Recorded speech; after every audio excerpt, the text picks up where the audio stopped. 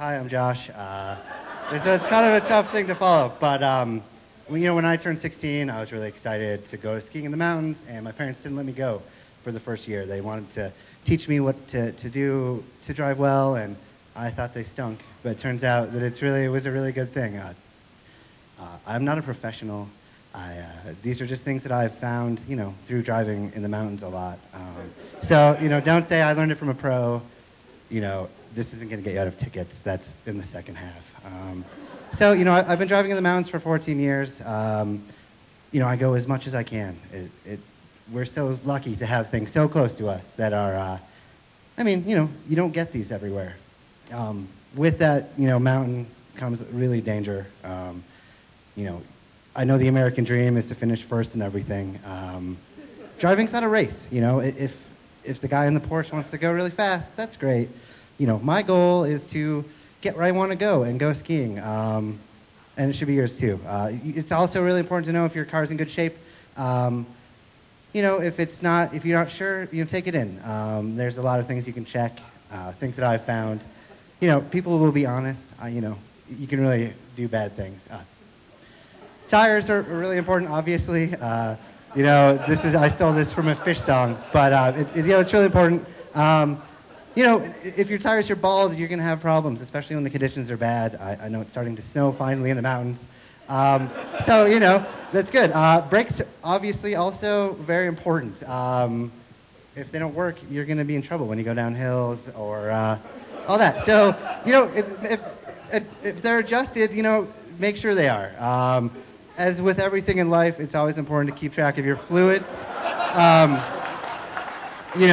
Things like having a full tank of gas when you leave is a good idea. If you've ever run out of wiper fluid on the way down from skiing, on a snowy day, you'll know that you need it. Planning for problems is a big deal. I've been stuck in 7 or 8 hour traffic jams coming home from Vail. Make sure you have a full tank of gas. Make sure you have water. Sleeping bag is always good. Some food. Sometimes it's snowing and you really want to go skiing, but maybe the highway's closed. You don't want to get stuck there. So I like to use cotrip.org.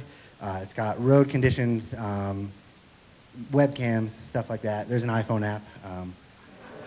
So four-wheel drive does not equal four-wheel stop. I have a Subaru and I've got all that stuff. But be cautious. Don't follow too closely. Know that you really can injure yourself. Probably my biggest pet peeve is people driving really slow in the left lane.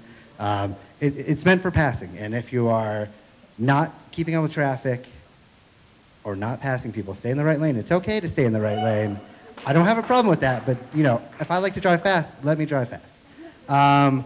Don't ride your brakes down hills. The steep grade, sharp curves signs are real, so gearing down is really nice. If you drive stick shift, you know what I'm talking about. But that's good. Keeping your distance is nice. I'm not really a big fan of those douches that ride right on you the whole time. And just remember, we're trying to get where we're going. We're not trying to race or anything like that. Sometimes when it's wet, it can be icy. You might not know. So if you're unsure, take it easy. Go slow. It's okay. Just stay in the right lane, please. Because, I'm not telling you have to drive the speed limit, but don't get in my way. That's all I'm saying. Semis can be douches sometimes. I'm not saying they all are, but, sometimes they are. And if a woman named Large Marge picks you up in the mountains, just be really nice to her and try not to talk too much. The other thing I hate is road rage. If you've ever been a victim of it or an aggressor, I'm not saying any of you are, the finger, not the answer. It only escalates things, So my suggestion is to just go with the thumbs down. If somebody's driving past you, just give them a thumbs down, and it's not aggressive. It's something that says, I see what you're doing, and I totally do not approve of you. So, and that's what I'm getting at. It's okay, and my roommate came up with this. I'm a huge fan of it. So.